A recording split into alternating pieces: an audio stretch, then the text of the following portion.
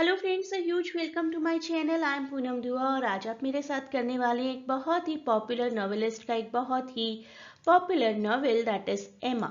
एमा by Jane Austen. GGS IPU के लिए कवर कर रहे हैं at present, but this topic is very important for all the literary competitive exams, and it is the part of the syllabus of many universities. तो जिस भी university में ये टॉपिक है आपके पास, इस वीडियो को ध्यान से देखिए and we are going to cover the important essay questions also along with the summary and analysis. आप ये चैनल ज्वाइन कर सकते हैं। यहाँ पर आपको अपडेशंस मिलती रहेंगी regarding your IPU syllabus. Be the part of this Telegram channel to get updates about IPU syllabus of masters English. Channel का लिंक मैं आपको डिस्क्रिप्शन में प्रोवाइड कर दूंगी। ऑस्टिन जी के बारे में जानना बहुत ज़रूरी है। बर्थ एंड डेथ ईयर याद रखिए, काफ़ी एग्जाम्स में बहुत बार आते हैं। Was a popular novelist and primarily known for 6 novels of hers. उन 6 नॉवेल्स की भी बात करेंगे थोड़ा सा उनके बारे में और जानने के लिए। और जनरली उनके जो प्लॉट्स हुआ करते थे that used to explore the dependence independence of women, marriage से रिलेटेड, सोशल स्टैंडिंग और इकोनॉमिक सिक्योरिटी से related. She was born in Hampshire village of Steventon. एक बार ये एमसीक्यू आ चुका है विलेज का नाम एग्जाम में, तो that is the reason I am giving it to you specifically. She died in 1817 और उस ईयर उनकी डेथ के बाद उनके 2 नॉवेल्स पब्लिश हुए थे, परसुएशन एंड नॉर्थिंगर एबे, and rest of the novels sense and sensibility, pride and prejudice, Mansfield park, एमा। एमा जिसको हम आज कवर करने वाले हैं, काफ़ी पॉपुलर नॉवेल है। इस पर एक हिंदी मूवी भी बेस्ड है, सोनम कपूर की आयशा। मैं आपको पूरा वीडियो आयशा मूवी की हेल्प से करवाऊंगी, उससे आपके दिमाग में ना कैरेक्टर्स फिट हो जाएंगे प्रॉपरली। एमा वुडहाउस है हमारी सेंट्रल कैरेक्टर। एमा का लास्ट नेम क्या है ये एमसीक्यू आ चुका है एक बार एग्जाम्स में। तो एमा वुडहाउस जिनका रोल प्ले किया है सोनम कपूर ने, जॉर्ज नाइटली जिनका रोल प्ले किया है मूवी में अभय देओल ने, kind of female protagonist, male protagonist you can से। बाकी सभी कैरेक्टर्स हैं जिनको हम धीरे धीरे धीरे जान जाएंगे। Harriet Smith, Mr Elton, Frank Churchill, Jane Fairfax, Mrs वेटसन और Miss Taylor you can say, Mr Weston and Robert Martin.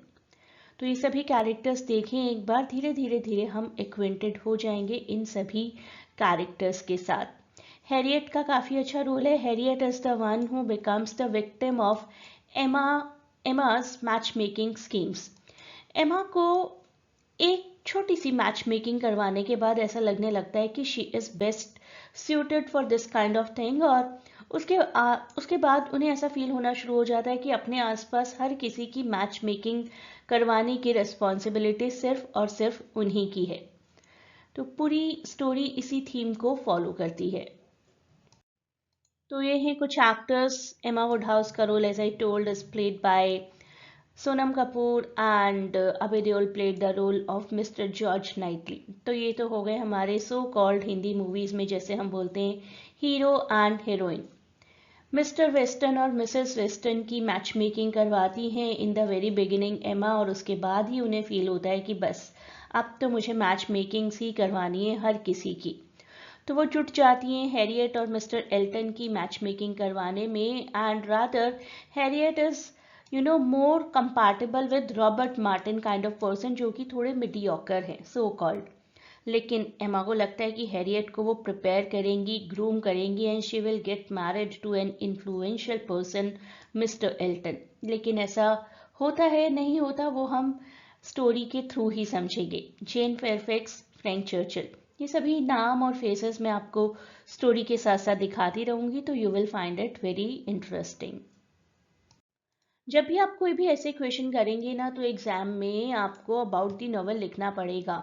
Year तो याद हो ही गया होगा आपको, ईयर के साथ साथ आप लिखेंगे नॉवल के कुछ basics written by Jane Austen of course, and where it is located, what are the basic themes. तो लोकेशंस कुछ याद कर लीजिए, Highbury, Hartfield, Randalls, Donwell Abbey, and the theme is relationship among people from a small number of families. तो ये सारी कुछ basic information आपको प्रोवाइड करनी ही पड़ेगी। ओपनिंग लाइन अगर आप याद रखें ना तो आपके लिए बहुत अच्छा होगा। Opening lines generally Jane Austen की अगर बात करें तो वैसे भी लगभग सभी नॉवेलिस्ट्स पर अप्लाई होती है। जेन ऑस्टन की एक हैबिट थी कि वो अपनी ओपनिंग लाइन में ही बहुत अच्छा इंट्रोडक्शन दे देती थी अपने नॉवेल का। Emma Woodhouse, handsome, clever, and rich, with a comfortable home and happy disposition, seemed to unite some of the best blessings of existence and had lived nearly 21 years in the world with very little to distress or vex her. तो हमें यहीं से पता चल जाता है कि एमा वुडहाउस अप्रॉक्सीमेटली 21 की हैं। उनकी लाइफ में कोई खास डिस्ट्रेस नहीं आए हैं, कंफर्टेबल है उनकी लाइफ, और उनका शायद एक पर्पस अभी रिसेंटली आ चुका है, टू यूनाइट पीपल। तो opening line very profoundly, very perfectly, I'll say, introduces Emma Woodhouse's privileged position in society, privileged life, and it also foreshadows the personal and social changes that most probably she is about to bring in the lives of the people nearby. तो देखिए शुरुआत करते हैं। Emma Woodhouse's friend and former governess, Miss Taylor, Mrs. Watson or Miss Taylor is the same person, has recently married Mr. Weston. तो mister western से इन्होंने शादी की है। इनको इंट्रोड्यूस करवाने के पीछे एमा का हाथ था। तो उस वक्त तो उन्होंने नहीं सोचा, but now she takes huge pride in her match making success कि वाओ, मैं थोड़े से मिडिल एजेड लोगों की मैच मेकिंग करवा पाई। That means I am such a good kind of a psychiatrist, मैं लोगों को समझती हूँ, उनकी मैच मेकिंग्स करवा सकती हूँ, मेरे पास ये सब कैपेसिटीज़ हैं। मिस्टर जॉर्ज नाइटली उनको बोलते हैं कि अभी एक ही मैच मेकिंग हुई है, and that too by chance, तो do not take huge pride in that. She ignores the advice of her friend Mr. Knightley, whose brother is married to Emma's elder sister Isabella. तो ये दोनों आपस में relatives भी हैं।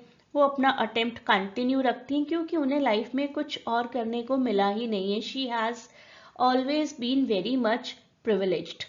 और उनकी जानकारी में कुछ नए लोग आए हैं। एमा की जानकारी में Harriet Smith and mister Elton. Mister Elton एक हाई प्रोफाइल लोकल विकर हैं, चर्च में एक हाई पोजीशन है उनकी, और हैरियट थोड़ी सी एक इनोसेंट पर्सन है जो सोसाइटी के करंट ट्रेंड्स के हिसाब से कहें तो ग्रूम्ड नहीं है। अमृता पुरी ने बहुत ही अच्छे से ये रोल प्ले किया है, एंड सारस ने मिस्टर एल्टन का role. You must watch the movie also. Emma को लगने लगा है कि वो लोगों की सेवियर हैं, वो ही लोगों की लाइफ बनाएंगी और बिगाड़ भी सकती हैं, लेकिन बनाएंगी के बारे में ही सोच रही हैं एट प्रेजेंट तो। और एमा हैरियट को, जो कि एक बहुत ही मिडिल क्लास और स्वीट सॉबर इनोसेंट सी पर्सन है, उन्हें परसुएट करती है कि she should go for mister Elton rather than Robert Martin. Robert Martin although propose किया है हैरियट को, and they are genuinely made for each other kind of people. और मिस्टर एल्टन को भी परसुएट करवाना चाहती हैं फॉर हैरियट। और मिस्टर एल्टन मिसअंडरस्टैंड करते हैं कि एमा उनमें इंटरेस्टेड है, और मिस्टर एल्टन एमा को ही प्रपोज कर देते हैं। Having thought he was interested in Harriet rejects him. एमा को लगता है कि नहीं, मैं तो उन्हें हैरियट के लिए ही पसंद कर रही थी, and he was interested in Harriet. Emma reject कर देती हैं, leading mister Elton to respond with outrage and disdain for Harriet's social status. Mr.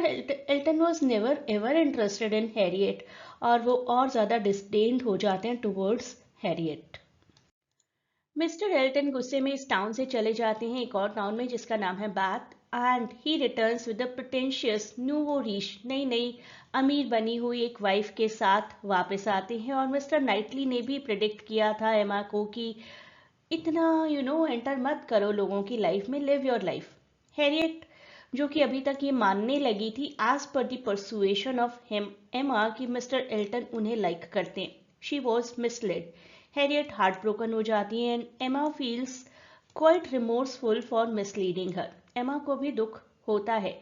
एमा is not a born wicked person. एक मैच मेकिंग के बाद बस उन्हें ऐसा लगने लगा है कि उन्हें अब लोगों की लाइफ बनानी है। इसी बीच फ्रैंक चर्चिल नाम के एक पर्सन आते हैं, the role played by Arunoday Singh, जो कि मिस्टर वेस्टन के बेटे हैं प्रीवियस मैरिज से। 2 वीक्स के एक विजिट के लिए आते हैं। मिस्टर नाइटली कमेंट करते हैं कि ऑल दो Frank is intelligent and charming, लेकिन डेप्थ की कमी है इस कैरेक्टर के अंदर। तो मिस्टर जॉर्ज को एक बहुत ही अच्छा एलिजाबेथ बेनेट टाइप कैरेक्टर दिखाया गया, जो अपने आसपास के लोगों को अच्छे से एनालाइज कर रहे हैं। अब एक और नई कैरेक्टर की एंट्री होती है, जिनका नाम है जेन फेयरफैक्स। जेन फेयरफैक्स लगभग सेम एज की हैं एमा की, और काफ़ी अच्छी एजुकेशन मिली है। वो भी इस टाउन में आती हैं। उनके फादर का नाम है colonel Campbell, and she arrives to stay with her aunt. उनकी आंट का नाम है miss Bates, and grandmother Mrs Bates. तो अपनी आंट और अपनी ग्रैंड मदर के पास रहने के लिए इसी टाउन में एक नई कैरेक्टर आती है, जिनका नाम है जेन फेयरफैक्स। तो Emma who envies Jane, generally it may happen कि girls are fighting for their better looks and better understanding, better acceptance in the society. Emma envies Jane and resents the praise Jane receives, remains aloof. तो दूरी ही बनाकर रखती हैं। जेन को काफ़ी praise मिल रही है आसपास के सभी मेल से। Mr. Elton takes Jane under her wing and insists on finding her a governess position even before it is needed. Governance की पोजीशन गर्ल्स के लिए, फीमेल्स के लिए बहुत ही अच्छी सोफिस्टिकेटेड चॉइस मानी जाती थी। ज़्यादा करियर ऑप्शंस होते नहीं थे। तो mister Elton also starts praising Jane and her looks and her behaviour, और कहते हैं कि मैं तुम्हें एक अच्छी सी गवर्नेंस की पोजीशन दिलवा दूंगा। और ये सब सुनकर भी एमा थोड़ा सा एनवियस फील करती हैं कि टाउन में I was very popular and now a new girl is there and everyone is after her. Emma के जेलस होने का एक बहुत बड़ा रीजन है कि she has started liking Frank Churchill, लेकिन वो फीलिंग्स बहुत ज्यादा दिनों तक बनी नहीं रहती। तो Emma finds herself falling in love with Frank, though her feelings do not last long. Meanwhile Mr Elton और उनकी नई नई वाइफ मिसट्रीट करते हैं हैरियट को।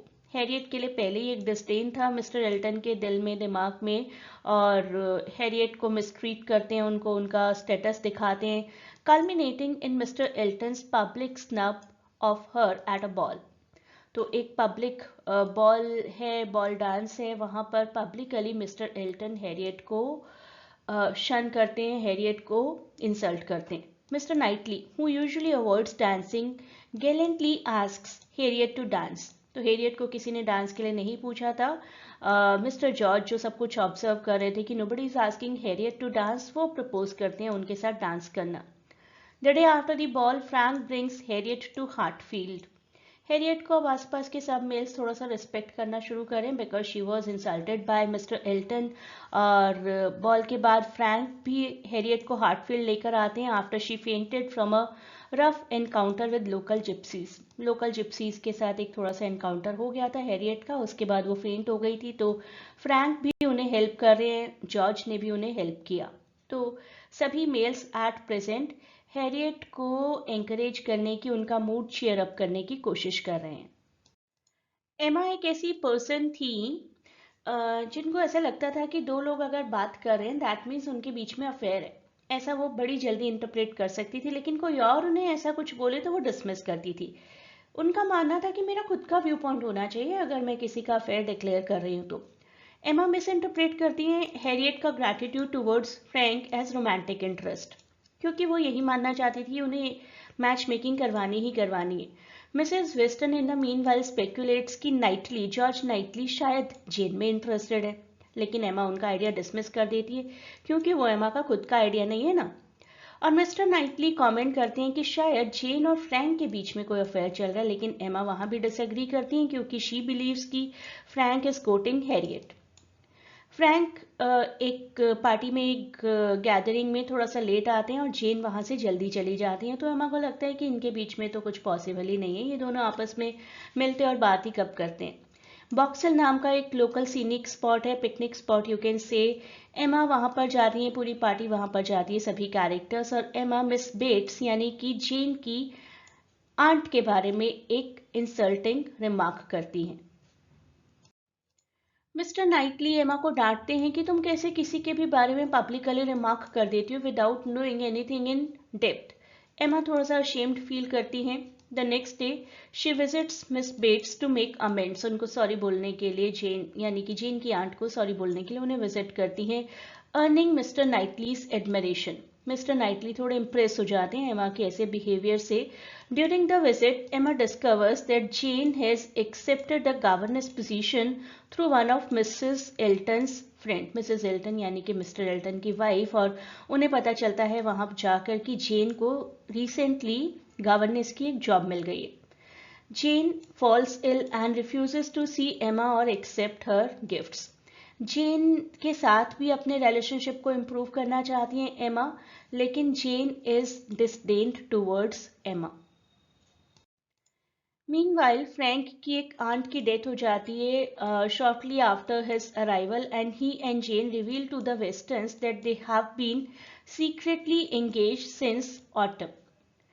फ्रैंक चर्चिल जो कि मिस्टर वेस्टर्न के बेटे हैं, मिस्टर वेस्टर्न और मिसेस वेस्टर्न को रिवील करते हैं जेन और फ्रैंक की they were engage to each other, और the hurdle in the way was the aunt of Frank. Now the aunt is no more and they can get married. They had kept their engagement hidden due to aunt's anticipated disapproval, which had caused tension between them, leading Jane to end the engagement. तो जेन और Frank अभी अपने relationship को carry नहीं कर रहे थे क्योंकि they knew it very well कि फ्रैंक की आंट डिसअप्रूव करेंगी। Franks easy going uncle gives his blessing and the engagement becomes public. लेकिन फ्रैंक की आंट डिसअप्रूव करती, लेकिन अंकल ने अप्रूव किया, ब्लेस करते हैं वो इस कपल को, and then the engagement becomes very much public. Emma को एक बार और झटका लगता है कि शी वॉज थिंकिंग कि फ्रैंक इज कोटिंग हैरियट और Frank is at least interested in Harriet, तो दूसरी जजमेंट उनकी फेल हो जाती है। एमा को लगता है कि उन्होंने पहले भी दिल तोड़ा हैरियट का मिस्टर एल्टन के बारे में बताकर कि mister Elton is interested in you, और तब एल्टन ने किसी और से शादी कर ली, और अब मैंने उन्हें बताया कि Frank is interested in you और फ्रैंक ने भी किसी और के साथ एंगेजमेंट कर ली है। अब तो वो डेवस्टेट होगी completely, but she is okay. तो Emma fears that Frank's engagement will devastate Harriet, but Harriet confesses that no, I love Mr. Knightley. Although she feels the match is unequal, Emma's encouragement and Mr. Knightley's kindness have given her hope. तो हैरियट कहती है कि I know my status is not as high as Mr George's, but he is very kind and you always keep on encouraging with me कि मुझे Robert Martin जैसे mediocre person के साथ नहीं जाना, तो I can go for this match. Emma बड़ी परेशान ये जानकर, क्योंकि by this time she has realise कि she is in love with Mr Knightley. When Mr. Knightley visits to console Emma about Frank and Jane's engagement, he mistakenly thinks Emma is heartbroken. तो उन्हें ऐसा लगता है कि एमा heart broken है, और मोस्ट प्रोबेबली मे बी एमा was in love with Frank Churchill. लेकिन एमा परेशान है अपनी फूलिशनेस को लेकर कि मैं क्या मैच मेकिंग में लगी रहती हूँ हमेशा, और लोगों के रिलेशनशिप्स प्रेडिक्ट करने में और उनके रिलेशनशिप बनाने में लगी रहती हूँ। हर एक को अपनी लाइफ अपने हिसाब से जीनी चाहिए। शी एडमिट्स हर फूलिशनेस, और मिस्टर नाइटली को उनकी न्यू इनोसेंस बहुत पसंद आती है, and he proposes to her which she accepts. Harriet in the meanwhile Robert Martin का ही प्रपोजल एक्सेप्ट कर लेते हैं, because deep down somewhere from the bottom of her heart she knows कि he is the best person for me. तो they get married and they are first to marry. Jane and Emma reconcile कर लेते हैं, and Frank and Jane plan to marry after the mourning period of Frank's aunt ends. जैसे हमारे India में morning period रहता है कि किसी की डेथ हुई है तो immediately the people do not gate Mary, तो मॉर्निंग पीरियड एंड होने के बाद शादी करने का प्लान करते हैं। By the end of November, Emma and Mr. Knightley are married, looking forward to perfect happiness. इस तरीके के कुछ क्वेश्चंस आ सकते हैं आपको एग्जाम्स में, जो कि मैं आपको करवाऊंगी नेक्स्ट वीडियो में। Discuss the evolution of Emma Woodhouse's character throughout the novel, उनका एक्सपीरियंस और रिलेशनशिप कैसे कंट्रीब्यूट करते हैं उनकी ग्रोथ और सेल्फ अवेयरनेस के लिए, या फिर इसी का पैरेलल क्वेश्चन, आंसर सेम रहेगा कि examine the theme of matchmaking in Emma, how do Emma Woodhouse's attempt at matchmaking reveal her own character flaws and affect those around her.